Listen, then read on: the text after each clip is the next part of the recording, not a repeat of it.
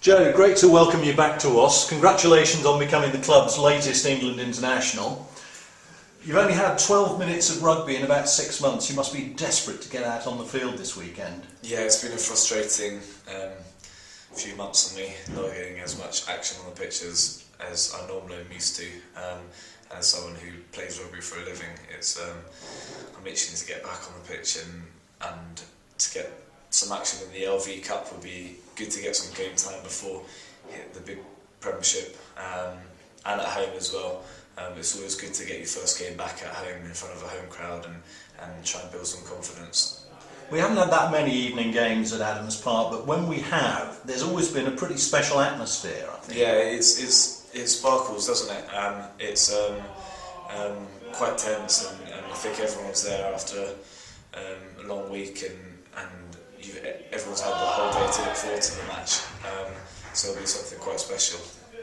Were you able to keep in touch with Wasps when you were away in New Zealand? Yeah. I spoke to a few of the guys and was messaging them on Twitter and Facebook and stuff like that. And really the camp seemed awesome. Particularly after the first 2 games, I was itching to come back already and play after I saw the wins against Saracens and Leicester, and I was really enthusiastic. And that gave me a great lift, particularly seeing I wasn't playing that much over there. So it got a tiny bit frustrating, but seeing the guys doing so well was a great lift. I gather Christian Wade was sending you regular updates, telling you how well he'd been doing. Yeah, he was sending videos to everyone he could of his tries and his dancing moves.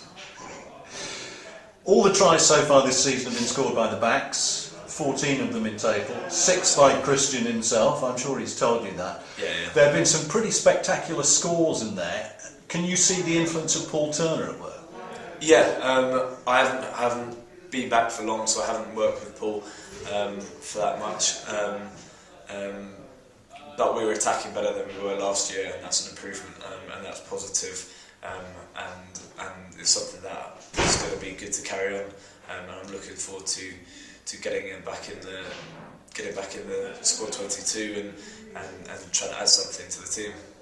What do you expect from Dragons? They got hammered last week, and if you lose your home games in this tournament, that almost knocks you out. Dragons, we're not really focusing that much about Dragons. It's all going to be about how well that we perform this week.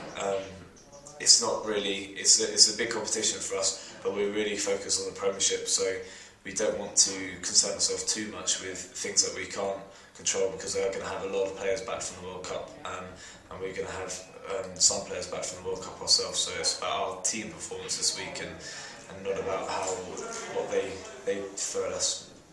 You played in both the Heineken Cup games last year, both of which were played in freezing conditions. First game down in Cardiff ended up quite tight. The second game at Adams Park, it was very tight at half time, but then we ran away with it in the second half. What are your memories of those games? Freezing cold. I think I had my socks pulled up in the second one because we played. That was a first. Snow. I don't enjoy playing in the cold that much.